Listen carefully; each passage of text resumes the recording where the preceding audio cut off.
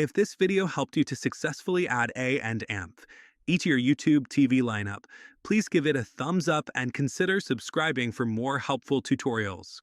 How to add A and AMP to YouTube TV. In this video, we'll guide you through the simple steps to add A and AMP to your YouTube TV channel lineup for more great entertainment.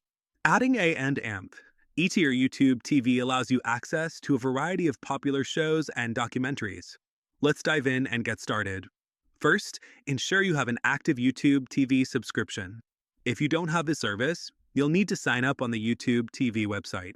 Once you're logged in, head to the Settings section of your YouTube TV account. In the Settings menu, choose the Membership option. Here, you'll find an overview of your current channel subscriptions and available add-ons. Scroll through the list of available networks until you see A and AMP. Once you've located it, look for the option to add it to your subscription. This might be labeled as a plus, icon, or a checkbox next to A and AMP's logo. Simply select this option to add A and AMP to your channel lineup.